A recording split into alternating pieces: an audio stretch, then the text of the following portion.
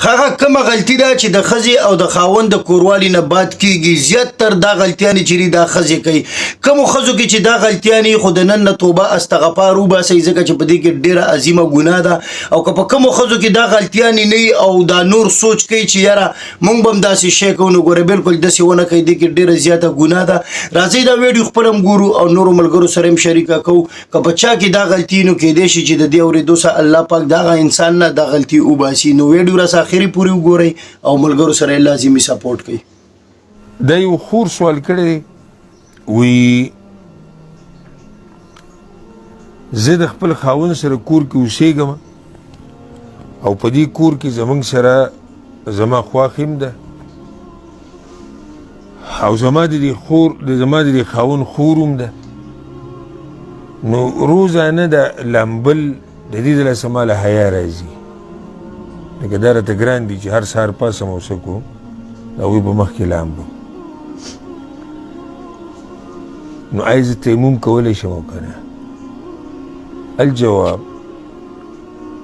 چې انسان د جنابت په حالت کې په ده لازم دي چې غسل به کوي. چې یو سړی د جنابت په حالت کې نو په ده باندې څه دي لازم دي چې دی به غسل کوي. وإن كنتم جنوبا فاطهروا حدیثونه دا خبره واضحه ده. خو د دې غسل نه تیمم ته کله وړی شي چې کله اوبه نه او یا اوبه استعمالول ولا نقصان ورکوي. دا دوه خبرې دي چې کله فلم تجدوا ماء څه معنی اوبه ونه مومئ. دا کومې چې نشي استعمالولی دی هم داسې دی چې لکه او دې لپاره نور روایت هم دي چې اوبه استعمال نقصان ورکوي نو بیا دغه ټیم کې تیمم کولی شي. دوه حالات دي. دا خور په کوم حال کې ده؟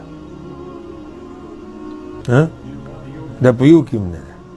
نو دې خور ته دا وایو مونږه چې ته د حیا د لاسه غسل نشي پرېښودی. د حیا د لاسه غسل نشي پرېښودی او بنده له پکار دي چې د الله نه هېرېږي. د الله یره دا په ټولو باندې له پاسه ساتي. فلا تخشوا الناس واخشون. الله د خلکو نه مه هېرېږي زما نه هېرېږي. اتخشونهم فالله احق ان تخشوه ان کنتم مؤمنین. او حیا ګوره په دوه قسمه ده. حیا په څو قسمه ده؟ په دوه قسمه ده. یو هغه حیا ده چې شریعت زموږ نه غواړي او یو هغه حیا ده چې شریعت زموږ نه غواړي. شریعت دغه حیا نه منع کړې. دا خور چې کومه حیا ذکر کړي دا خو د شریعت خلاف ده. یعنې اوس د حیا د لاسه یو شرعي کار او د شریعت یو مسله څنګه پرېږدي؟ څه په خیال دی؟